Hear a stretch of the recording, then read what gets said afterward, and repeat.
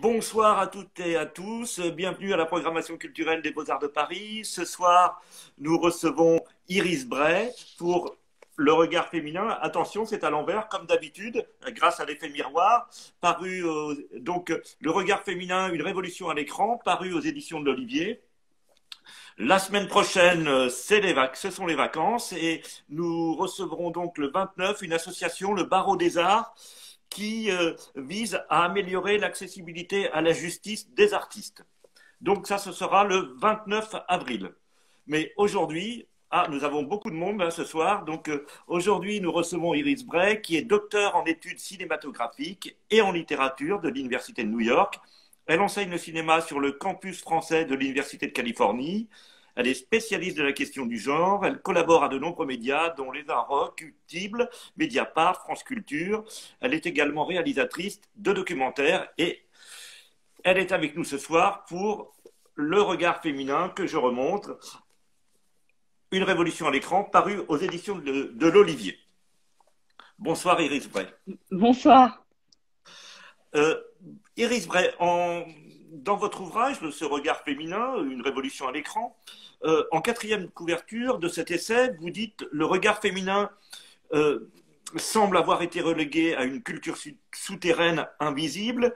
Il est temps de redresser nos regards. » Alors, je voulais vous demander d'abord, parce qu'on n'est pas tous familiers de ce concept, qu'est-ce que ce regard féminin? Est-ce que c'est une réponse au regard masculin, le concept qui était proposé par la critique de cinéma Laura Mulvey en 1975, il y a déjà donc maintenant 50 ans? Alors, c'est pas une réponse, je pense que c'est plutôt une prolongation. J'ai découvert le texte de Mulvey quand moi je faisais mon doctorat. Et c'est vrai qu'il y avait déjà beaucoup de réponses dans le texte de Mulvey de 75.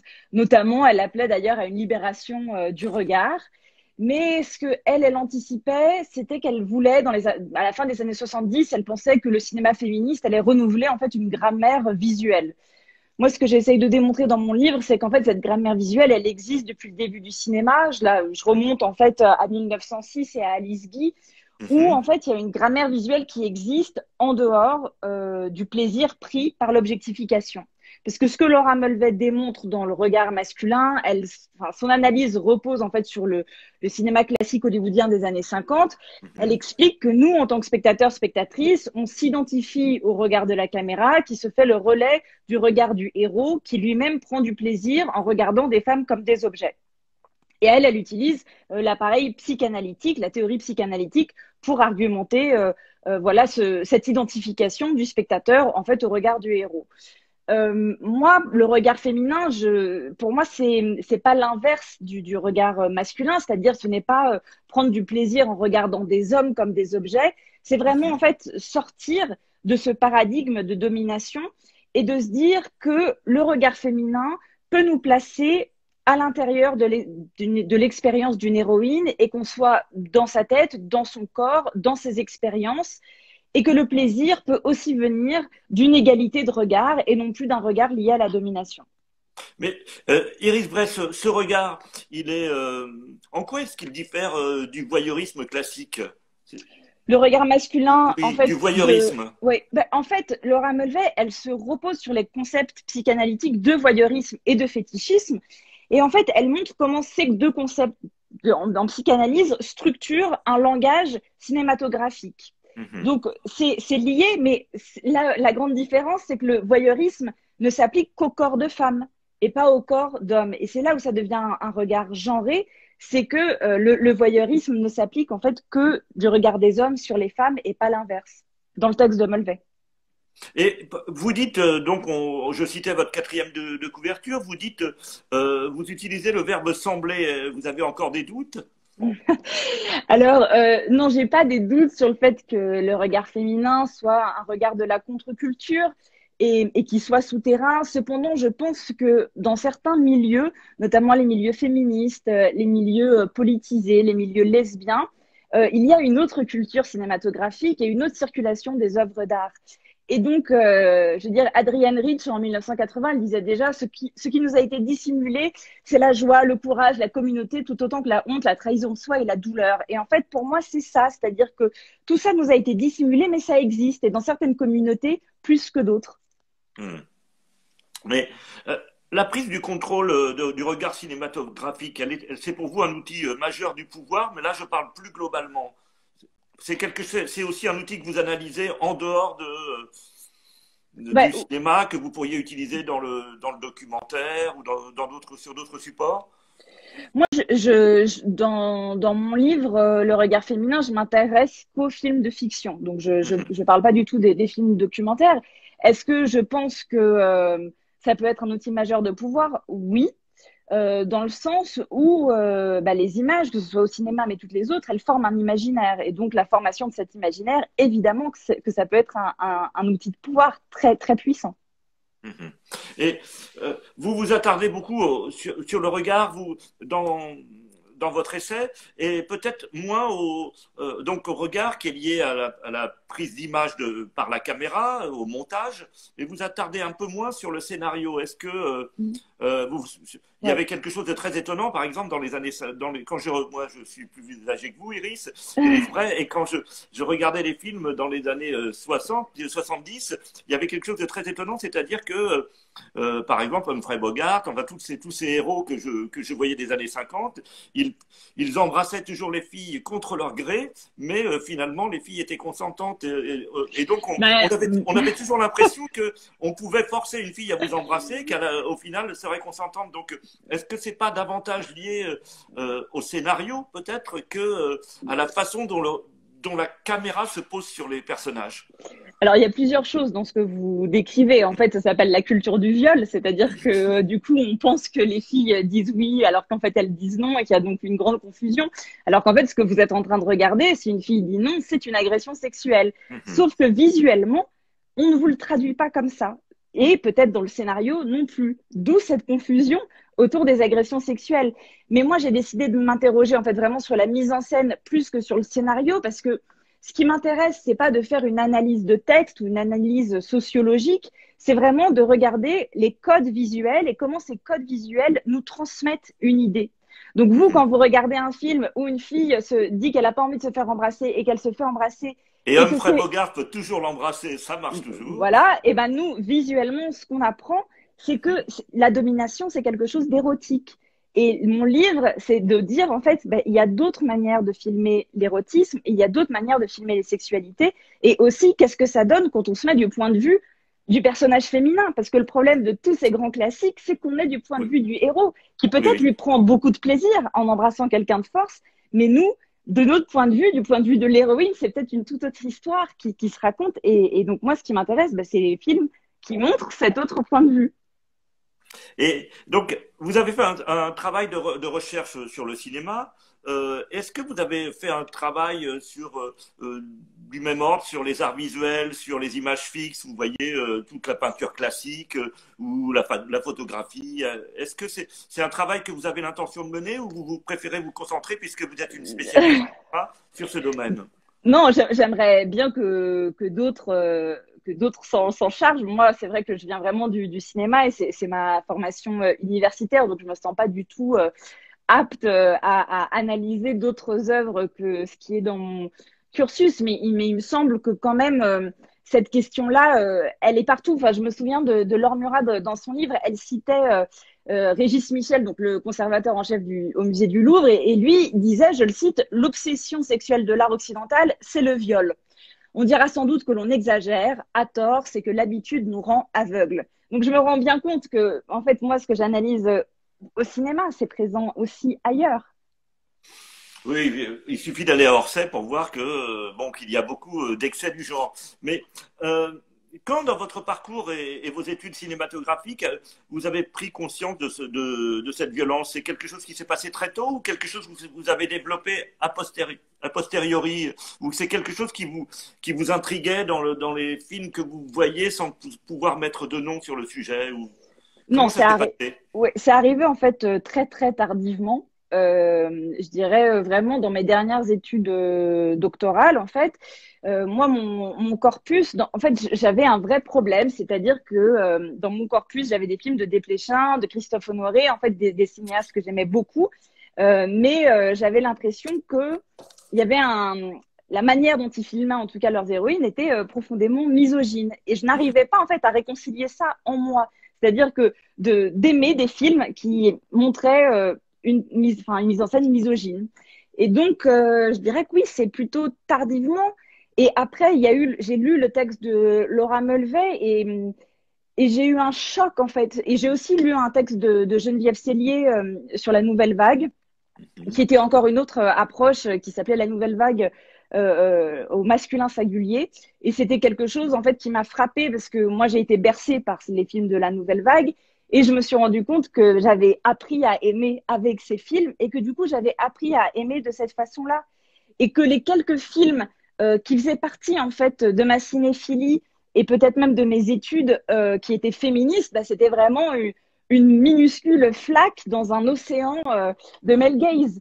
Et c'est pour ça que c'était vraiment difficile pour moi même d'arriver au male gaze. J'ai pris vraiment beaucoup d'années et je crois que je suis partie aussi de quelque chose que je ressentais physiquement devant les films. C'est ça. Mais c'est ce que je voulais savoir, c'est que, parce que comme les sociologues, vous cherchez à dévoiler les mécanismes sociaux, là particulièrement ceux de la domination, et je me demandais si cette volonté, elle reposait sur un travail d'enquête ou davantage sur une intuition. Et là, vous dites davantage une Ouais. intuition. Bah, moi, je suis pas du tout sociologue et j'ai jamais fait d'enquête et c'est pas du tout une approche qui est la mienne. C'est pour ça aussi que je veux vraiment m'éloigner de toute l'analyse du scénario parce que c'est pas du tout ça qui m'intéresse. Moi, c'est vraiment l'approche esthétique. Mais évidemment que l'approche esthétique est politique, donc que tout ça est lié. Donc la question de la domination, qui est peut-être perçue comme une question sociale, pour moi, c'est une question qui englobe en fait beaucoup d'autres champs d'études. Et c'est vrai que, en fait, j'écris ce livre en tant qu'universitaire, mais aussi en tant que critique, parce que c'est aussi une de mes professions. Ah Et oui. en tant que critique, c'est vrai qu'on nous a, en France, en tout cas, la tradition critique, c'est de jamais utiliser le jeu et de jamais dire que qu'on a un regard subjectif. Moi, j'ai décidé, au contraire, de dire que j'avais un regard totalement subjectif et que en étant féministe, en ayant une histoire familiale, en ayant voilà tout un vécu, je regarde les œuvres différemment et aussi je les regarde différemment à 36 ans qu'à 26 ans.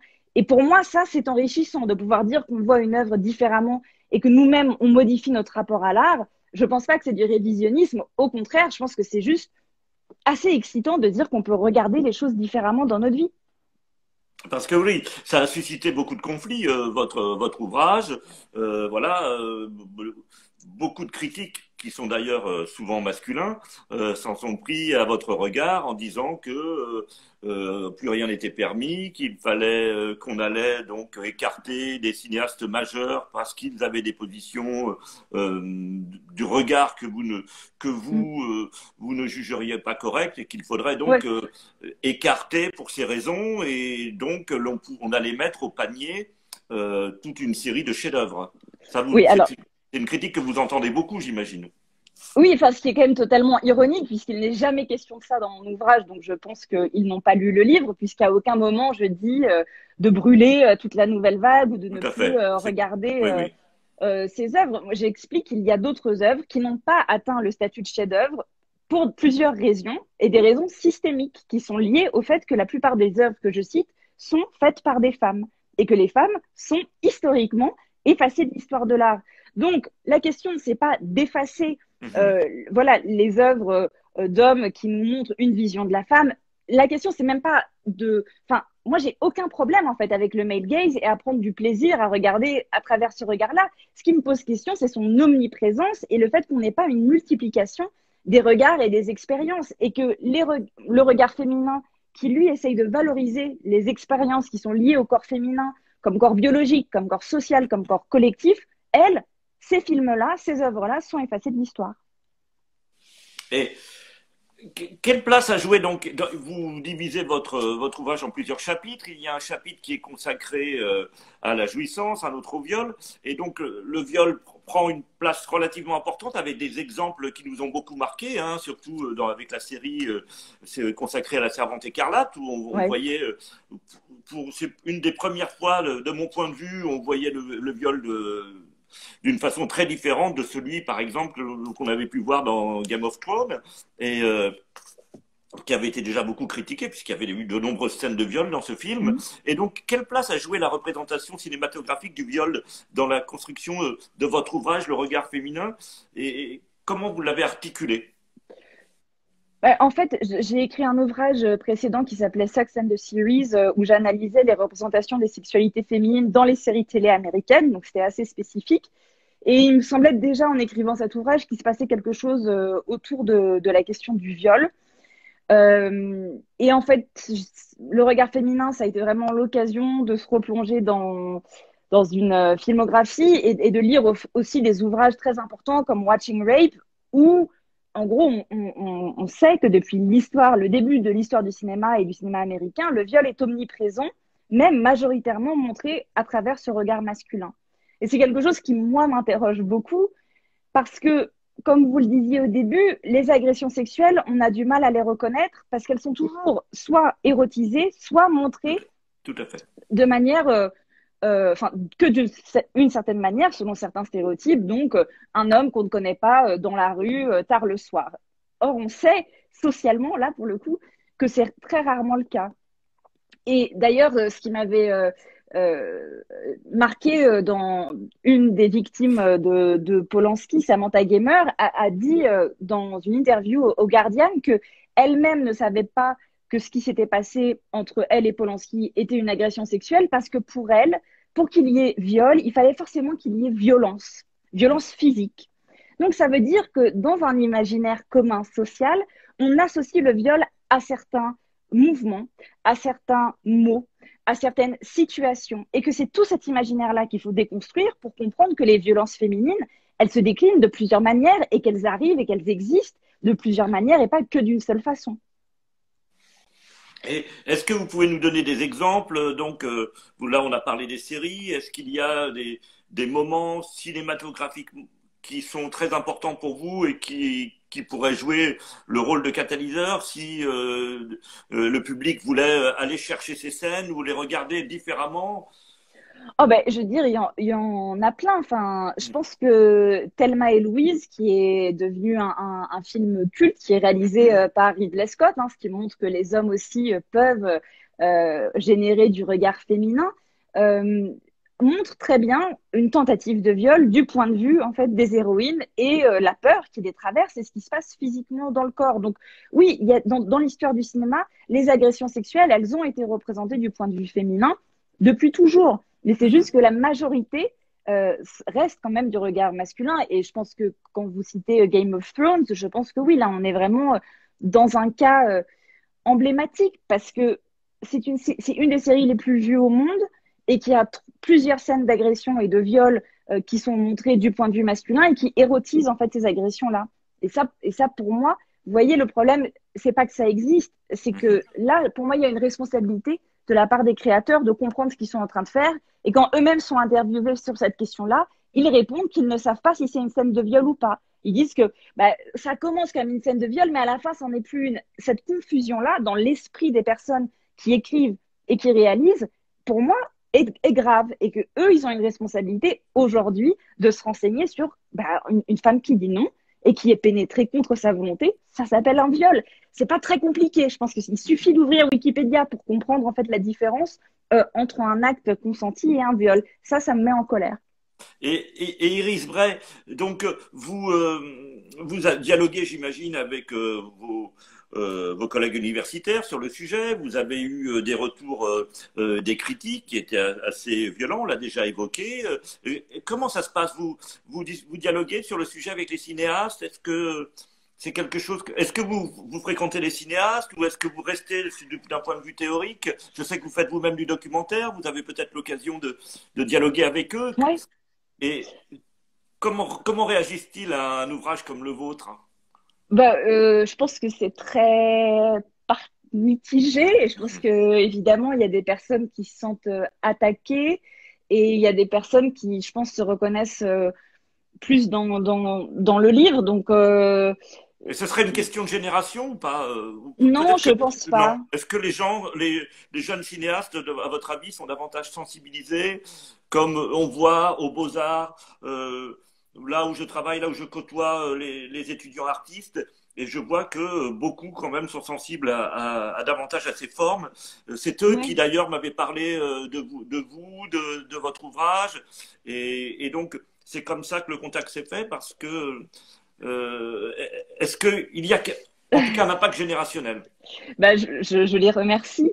Euh, En fait, je pense que j'ai pas envie de dire que ce n'est qu'une question de génération. Mhm. Je pense que c'est une question de désir. Mhm. Et donc, je pense qu'une nouvelle génération réfléchit peut-être plus à la question de la domination dans le désir et en tout cas à renouveler un imaginaire autour du désir. Donc, peut-être qu'ils sont plus sensibles parce que la première question, c'est est-ce qu'on a conscience même de la manière dont on filme les corps? Et Mhm. souvent, quand les personnes sont très agressives avec moi, c'est que j'ai l'impression d'attaquer leur manière de désirer et de jouir, pour être très clair. Mhm. Donc, moi, j'ai pas envie de changer la manière dont les personnes. euh, Enfin, j'ai pas envie de changer leur rapport au désir. J'ai juste envie de dire, ben, il y a peut-être d'autres, voilà, d'autres écoles, d'autres imaginaires qui existent. Et je pense que la nouvelle génération, oui, réfléchit à ça. Mais après, on est tous et toutes le produit de ce male gaze. En fait, il est tellement dominant et on n'a tellement pas appris à le reconnaître que je pense que c'est peut-être plus difficile pour certaines personnes qui ne réfléchissent pas au rapport de domination que, voilà, de le traduire visuellement dans leur art ou dans leur cinéma. Et donc, sans, sans vouloir effectivement écarter un certain nombre de séries, le genre sur lequel vous avez travaillé, hein, et d'ailleurs un genre qui est en pleine expansion, quels sont, il ne s'agit pas de mettre au panier, comme l'on disait, ni film ni série, mais quelles sont les séries qui, à votre avis, sont les plus représentatives de ce regard masculin, et quelles sont celles qui mettent davantage en scène le regard féminin, qui permettraient à un public qui se seraient sentis moins concernés par le sujet de pouvoir justement mettre en balance l'une et l'autre. Est-ce que Euh, vous avez des exemples? Parce que dans votre ouvrage, à la fin, vous recommandez un certain nombre oui, de films, un certain nombre de séries. Est-ce ouais. que vous pouvez en citer pour nos Bah, auditeurs? en fait, je veux dire, là, j'ai sorti la semaine dernière un ouvrage qui s'appelle Sous nos yeux, qui est à la destination des adolescents et des adolescentes. Et donc, j'ai re-regardé un certain nombre de séries ados pour essayer de Mhm. voir ce que eux voyaient. Moi, par exemple, j'ai vu une série qui s'appelle Gossip Girl en étant une jeune adulte, et en fait, c'est un concentré de male gaze et de culture du viol. Sauf que Mhm. moi, je me rendais pas du tout compte à l'époque. Des exemples de regard féminin, ce serait plutôt, par exemple, il y a une série cette année qui est sortie qui s'appelle I May Destroy You de Michaela Cole, qui est disponible sur OCS en France et HBO aux États-Unis, qui raconte du point de vue de l'héroïne son viol et les conséquences du viol sur elle, sa psyché, son corps, mais aussi sur son entourage. Ça, pour moi, c'est un exemple extrêmement puissant parce que déjà, d'un point de vue stylistique, c'est-à-dire les codes visuels, nous placent toujours à l'intérieur de son regard. Donc, on arrive à éprouver avec elle l'angoisse et la reconstitution en fait d'un événement dont elle n'arrive pas vraiment à se souvenir. Et on voit vraiment comment cet événement a des répercussions sur toute sa vie.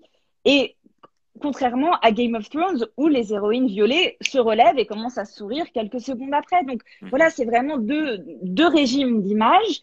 Et ce que je trouve encore plus réjouissant dans I May Destroy You, c'est qu'il y a toujours, et ça, je dois dire, dans la plupart des films que je cite dans le regard féminin, que ce soit des films de 1906 ou des séries en fait de 2021, c'est qu'il y a un renouveau de la grammaire visuelle et qu'il y a une invention, toujours, une invention formelle extrêmement forte et extrêmement jouissive pour le coup, parce qu'on ne voit pas les choses de la même manière. Et ça, je pense que ça peut voilà, être une expérience joyeuse pour tous et pour toutes. Et est-ce que La Servante écarlate que je citais tout à l'heure est un exemple aussi, Ouais, ou est-ce que ouais. c'est plus ambigu que cela Non, ou... non, non. Ben, pour moi, en fait, déjà, d'avoir comme postulat de montrer les scènes de viol toujours du point de vue féminin, dans une série qui montre énormément de scènes de viol, je trouve ça politiquement très courageux. Et là, j'ai eu accès à la saison 4 qui va sortir dans quelques jours, donc j'ai pas le droit de divulgacher, mais je peux vous dire que j'ai une très grande émotion en la regardant parce que la série, évidemment, évolue et la dernière saison, pour moi, est vraiment sur la notion de sororité. Et si vous voulez, la sororité, c'est pour moi, c'est un concept extrêmement important, très peu représenté, et de le voir représenté du point de vue féminin comme une expérience Iris Bray, vous pouvez préciser ce qu'est la sororité pour Ouais, nos la, auditeurs? Voilà. la sororité, c'est la solidarité entre femmes, mais c'est pas juste une amitié, c'est-à-dire que c'est un geste tendu, c'est une main tendue vers les autres femmes, et ça peut être vraiment vu comme un continuum de gestes. D'ailleurs, Adrienne Rich appelle ça le continuum lesbien, mais c'est une autre question. Mais c'est regarder l'autre et lui tendre la main. Et l'autre, c'est une femme, et c'est créer cette solidarité-là entre femmes. Et pour moi, La Servante écarlate, voilà, c'est pour moi une très grande série, en fait, dans la manière dont elle arrive visuellement déjà à traduire cette notion de sororité qui est finalement quelque chose qu'on voit assez peu sur nos écrans. La vie, c'est pas un porno dans le chat. Alors, là, Oui, alors ça, c'était le moment chantilly du chat. Oui, du chat. Merci pour ce commentaire. alors, la sociologue Gisèle Sapiro, là, je ne sais pas si vous avez lu son ouvrage, Ouais, hein, Peut-on dissocier l'œuvre de l'auteur, donc qui a été qui est venu sur l'Instagram Live, mais pour un autre sujet, c'était pour le dictionnaire international Bourdieu, à l'occasion de ouais. l'apparition de cette somme. Elle venait de faire paraître en même temps, voilà, cet ouvrage, Peut-on dissocier l'œuvre de l'auteur? Et vous, est-ce que vous faites la même analyse? C'est-à-dire son analyse finalement consistait à faire que, en conclusion, il est très très difficile de dissocier. Comment voyez-vous les choses, vous? Bah oui, je les vois de la même manière. J'ai été un peu au cœur de ce débat-là, notamment parce que j'ai pris certaines positions vis-à-vis de Polanski. C'était une Mhm. question qui est revenue tout le temps quand je faisais de la presse l'année dernière. Et je trouve ça vraiment étonnant parce que la question de la dissociation entre l'artiste et l'œuvre, elle n'arrive que dans les cas d'agression sexuelle et Mhm. que lorsqu'il est question d'hommes. Parce qu'en fait, on a toujours utilisé la vie des femmes artistes pour expliquer leur œuvre. Je veux dire, on parle tout le temps du lesbianisme de Chantal Akerman pour parler de Je tue, il, elle, et ça ne choque personne. Mhm. Euh, D'autant plus que pour Polanski, parce que Sapiro en fait fait vraiment étudie plusieurs cas, mais pour Polanski, lui-même dans son dossier de presse dit que c'est parce que dans sa vie privée il a été persécuté qu'il a décidé de faire ce film-là. Ça veut bien dire que l'artiste lui-même utilise sa vie pour expliquer son œuvre. Donc finalement, cette question-là, elle ne vient que quand c'est des questions autour d'agression sexuelle et d'hommes accusés d'agression sexuelle, mais jamais, par exemple, quand il est question de racisme. Là, plus personne, en fait. Là, tout le monde est gêné. Là ces hommes-là, on ne veut plus en entendre parler. Ces œuvres-là, on ne veut plus en entendre parler. Mais quand Mhm. ce sont des hommes qui sont accusés d'agression sexuelle, là, tout le monde, toute la société se met à en parler. Moi, la question, c'est pas d'analyser leurs œuvres en pensant que ce sont des agresseurs sexuels. Ça ne m'intéresse pas vraiment. Mhm. Ce qui m'intéresse, c'est la question des récits. Quels récits arrivent jusqu'à nous et qui sont les personnes qui produisent ces récits? Donc, c'est un exemple très concret. Il y a un documentaire qui est sorti il y a quelques semaines qui s'appelle sur Dylan Farrow, donc sur Woody Allen et sa Oui. fille adoptive Dylan Farrow, qui s'appelle Allen versus Farrow. Moi, ce qui m'intéresse, c'est que pour la première fois, on a plusieurs heures du point de vue de Dylan. Et donc, on a accès à son récit à elle. Et donc, moi, c'est ça qui me paraît important, c'est de se dire, bah, voilà, quels sont les récits qui arrivent jusqu'à nous et pourquoi certains récits n'auraient pas autant de valeur que d'autres. Parce que quoi? Parce qu'un homme est connu et reconnu et qu'il est vu comme un maître voilà, dans ce qu'il fait. Moi, ça c'est ça qui me pose problème. Et c'est finalement voilà, la position esthète qui est développée dans le livre de Gisèle Sapiro, c'est ça. C'est-à-dire que parce que ce sont des personnes reconnues dans leur milieu, ils sont inattaquables. Moi, Mhm. je pose la question de quels sont les récits qu'on n'entend pas. Et c'est bien en fait ce qui s'est passé avec Matzneff. Mhm. C'est-à-dire que les œuvres de Matzneff, tout le monde, à une époque, trouvait ça formidable. Et puis tout d'un coup, on a un autre récit qui émerge, celui de Vanessa Springora. On entend ce récit-là. Et tout Mhm. d'un coup, ce récit-là a une valeur et donc change la donne. Et ça, c'est intéressant. Et en fait, c'est productif. Et ce n'est pas de la censure. C'est donner une place aussi à ces récits-là qui sont des récits manquants. Et on a dit que bon, il y avait un regard féminin, un regard masculin. Est-ce que le regard, selon vous, Iris Bray, donc qui venait de publier pour ceux qui nous rejoignent le regard féminin, hein, Et une puis, révolution à il faut quand l'écran. même que je dise qu'il est sorti en poche cette semaine. Ah, voilà, bon, Voilà, c'est il bien. ressemble à ça. Bon, donc encore moins cher à l'achat. Et le regard féminin, donc, il est selon vous spécifique aux cinéastes femmes et le regard masculin aux cinéastes hommes, ou comme vous le disiez, vous l'avez évoqué rapidement tout à Oui, l'heure, vous pouvez aller beaucoup plus loin dans l'analyse. Est-ce que vous pouvez nous expliquer un peu? oui. Non, non, pour moi, c'est pas du tout lié au genre de la personne qui réalise. C'est-à-dire Vous que l'aviez des dit pour hommes, Ridley Scott tout à l'heure, mais il y a oui, encore bien beaucoup sûr. d'autres. Voilà. Bah oui, enfin, il y a évidemment énormément, enfin, non, pas énormément. Il y a certains cinéastes hommes qui décident de mettre en avant les expériences des corps féminins. On l'a vu cette année, bah, on n'est pas beaucoup allé au cinéma, mais Emma de Oui. Pablo Larraín, par exemple, pour moi, est un très, très grand film de regard féminin. Comment, Et, comment et vous pouvez Emma, Emma, très bien, je note. EMA, ouais, de Pablo Larraín, pour moi, c'est vraiment voilà, un des films un des derniers films que j'ai pu voir en salle qui m'a le plus marqué. Et le regard masculin peut aussi être fait par des cinéastes femmes, évidemment. Donc, la question, c'est vraiment comment est-ce que les corps sont filmés et quelle est la grammaire du désir au sein de ces films-là pour essayer de voir de quel côté on se situe. Et voilà, et je pense que la plupart des films cités dans mon livre sont réalisés par des femmes. C'est voilà, et là c'est une question historique de leur effacement dans l'histoire, mais et c'est peut-être aussi normal parce que je pense que les films qui représentent les expériences du féminin sont des films subversifs parce que souvent en fait ils remettent en question le patriarcat. Je vais le dire clairement. Donc Mhm. pour moi, ce sont des œuvres aussi politiques et c'est sûrement aussi pour ça que elles n'ont pas été classées au rang de chef-d'œuvre. Et c'est pour ça aussi que vous subissez autant de critiques, j'imagine. C'est le fait de pouvoir de déclarer ça. Mais je voulais Oui. vous dire aussi, vous voyez, il y a des cinéastes qui se positionnent autrement. Alors, est-ce qu'il ne faut pas plutôt que revendiquer dans un rapport comme ça un peu binaire le regard masculin, le regard féminin, chercher des regards autres comme le regard transgenre qui est celui de Bertrand Mandico, là, qui, j'ai vu Ouais, que le film était accessible en ce moment sur Arte d'ailleurs. ouais. Donc, dans son film que j'ai trouvé moi absolument incroyable, Les Garçons Sauvages. Oui. Est-ce que c'est quelque chose qui vous touche ou est-ce que c'est pas du tout le même type d'analyse, c'est moi qui mélange un peu les genres? Qu'est-ce que Non, vous... je pense qu'il y a beaucoup de choses en fait dans votre question. Déjà, je me suis posé la question d'un regard trans. Il y a un texte de Albert Stamm sur la question, mais qui se positionne plus autour de la question de l'identification. Donc, est-ce qu'on peut s'identifier à un personnage trans? Moi, je sors totalement de la question de l'identification. Est-ce qu'on pourrait parler de regard trans? C'est quelque chose qui me passionnerait. Mhm. Je pense que des personnes peuvent le théoriser. La question, c'est le corpus.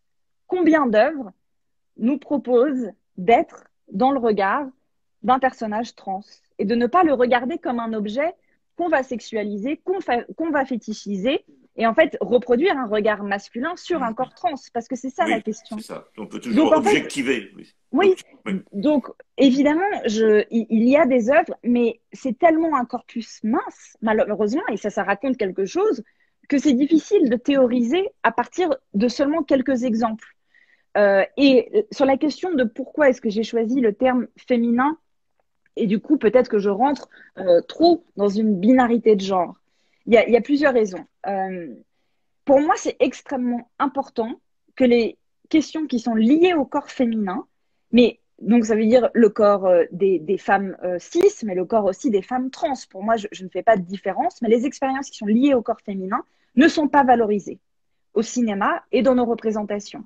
Que ce soit en fait le fait d'avoir ses règles, ou le fait d'avorter, ou le fait d'accoucher, je ne dis pas que toutes les femmes vont avoir ces expériences-là, mais je dis que certaines femmes vont les avoir et ça n'est jamais représenté. Ou les expériences sociales, avoir peur en rentrant dans les transports en commun, être violée. Donc c'est une femme sur 5 en France, un homme sur 13 en France. C'est des différences en fait qui font que nous, quand on grandit en s'identifiant comme fille, on apprend à vivre avec ces peurs-là. Et c'est bien ce que MeToo a montré.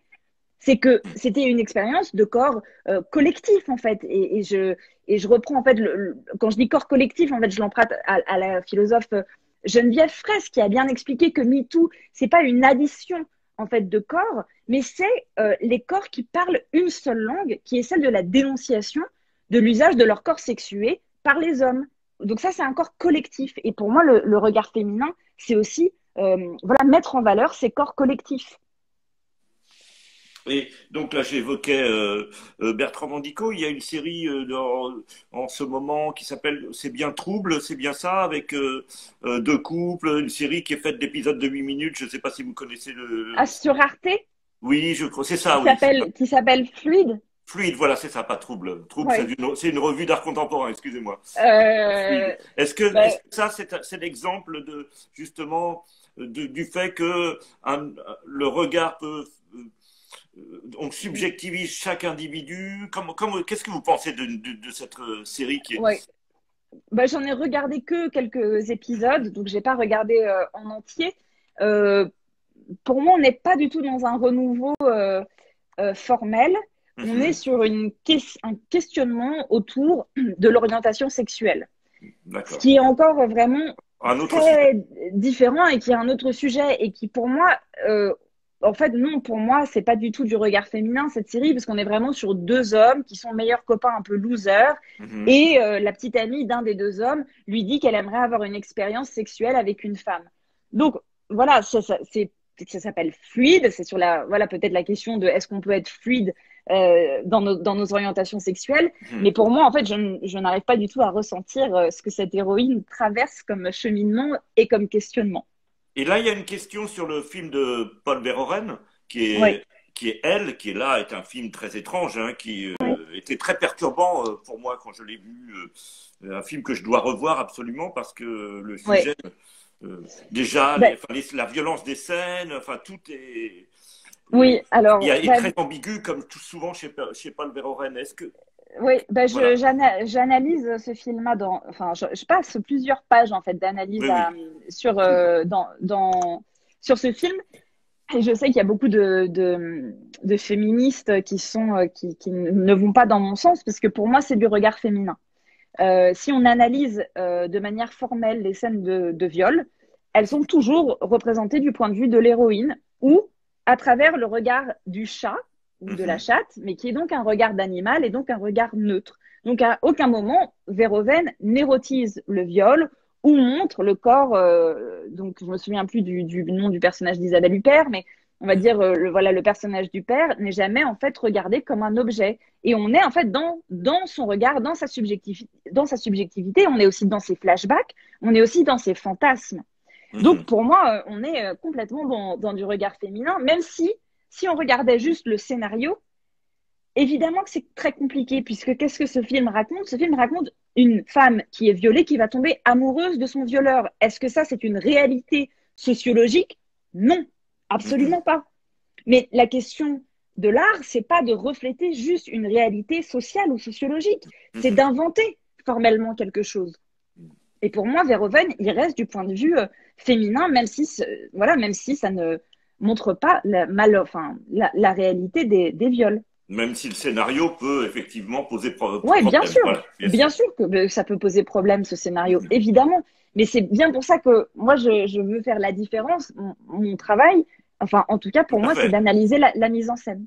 Tout à fait. Parce que moi, de même, si je travaille aux Beaux-Arts de Paris, c'est parce que ce que j'attends de l'art, c'est qu'il pose problème, justement. Donc, j'attends pas qu'il aille dans le sens de mes convictions. Vous admettez comme postulat que dans les scènes cinématographiques où le regard est masculin, c'est-à-dire genré, dans un rapport de domination, le spectateur reste passif et ne fait pas la part des choses. Alors là, il y a quelque chose qui parfois qui peut m'embarrasser quand on ne peut-on pas imaginer que le spectateur n'est pas dupe, qu'il sait que la réalité du rapport homme-femme est beaucoup plus complexe et que chaque fiction repose sur une part d'indécidabilité qui appartient au spectateur, vous voyez, plutôt dans Oui, bien un sûr. principe rancérien du spectateur émancipé qui Ah pourrait, bah, du coup, voilà. pour moi, on n'est que là-dedans. Enfin, pour moi, le regard féminin, en fait, amène vers le concept du spectateur émancipé de Rancière. Parce que je pense que justement, le regard féminin, pour moi, est un regard inclusif. Donc souvent, mais en fait, c'est là où en fait, j'utilise la phénoménologie et celles qui ont travaillé autour du cinéma comme Poe, hein, donc Viviane Sobchak ou Laura Marx, de réfléchir voilà, au cinéma comme quelque chose qui se transmet, mais presque physiquement, et donc qui demande aux spectateurs et aux spectatrices d'être réceptifs à l'œuvre. Donc, pour moi, je m'inscris totalement pour moi, le regard féminin participe en fait à cette idée phénoménologique en fait de ce que peut être le cinéma et à l'idée voilà quand Rancière dit qu'en fait les spectateurs sont des conteurs et des traducteurs, pour moi c'est totalement ça. C'est qu'en fait le regard féminin nous laisse cet espace-là pour habiter aussi le film. Mais ce que j'essaye de démontrer, c'est que, et peut-être que j'aurais dû y passer plus de temps, c'est que la grammaire visuelle du voyeurisme, si on reprend en fait Laura Mulvey et son concept d'identification au male gaze, nous place dans le corps de l'homme voyeuriste. Et donc, nous force à regarder avec lui une scène interdite. Donc, je prends l'exemple en fait de Mektoub My Love, parce que moi, je sais il y avait pour moi une sensation de ne pas avoir le choix et d'être forcé de regarder ça dans cette scène-là de cette manière-là. Et oui, ça m'interroge. Et évidemment qu'on peut toutes et tous sortir de la salle et qu'on a cette liberté-là, et c'est ça qui est beau au cinéma.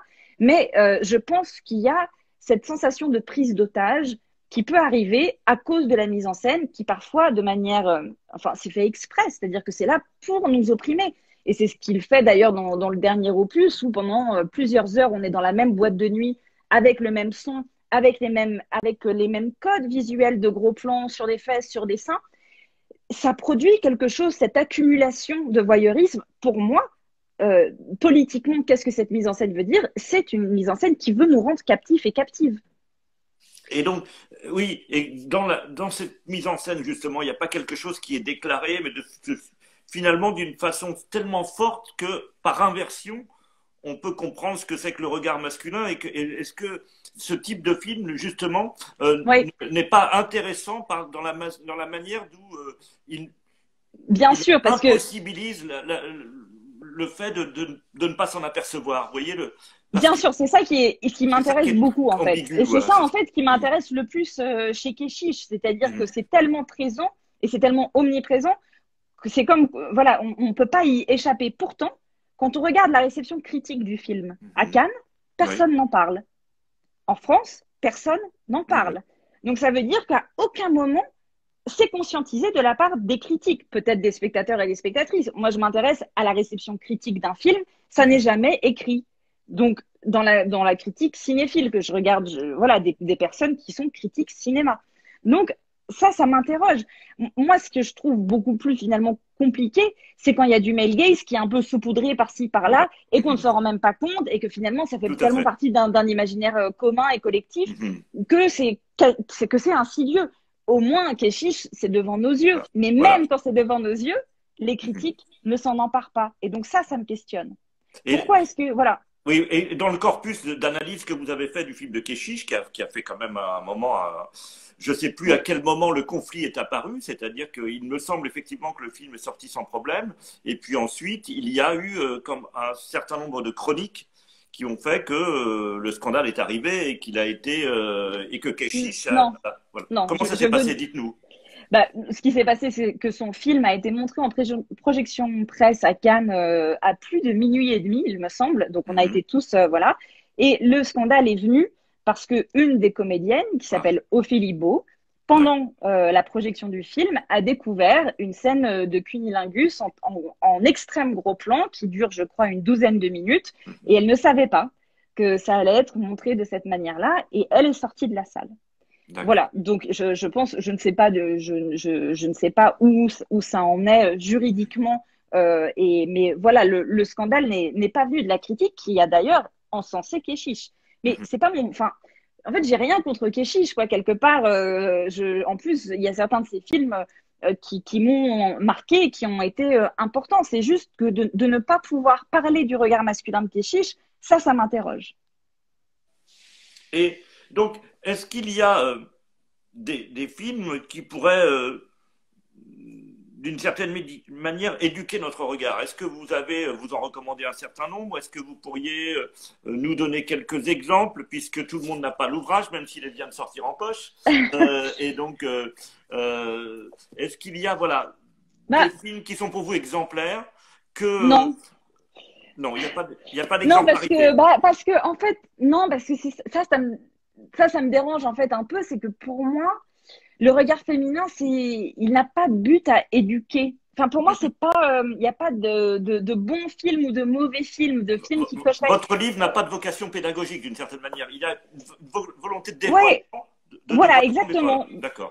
J'ai envie que ce soit une prise de conscience et surtout qu'il y ait une excitation de se dire, il y a tellement de films que je ne connais pas et que je n'ai pas vus, mais je ne pense pas que tous les films fonctionnent de la même manière sur toutes les personnes. Et d'ailleurs, c'est ça qui est intéressant dans la réception critique. Donc, moi, des films qui vont être extrêmement importants pour moi, par exemple les films d'Ackerman, Je tue il, elle, ou La leçon de piano de Jane Campion, ou voilà, plusieurs séries qui moi, m'ont marqué, ne vont pas marquer d'autres. Mais ce que j'espère avec ce livre-là, c'est que ça va rendre un peu plus curieux et curieuse et qu'on va aller vers d'autres œuvres que ce qui nous est proposé ou ce qui existe dans les top 10 des cinéphiles. Voilà, moi, c'est plutôt j'appelle plutôt à une curiosité voilà, et à prendre conscience qu'en tant que spectateur, on a en fait cette possibilité-là et cette puissance-là.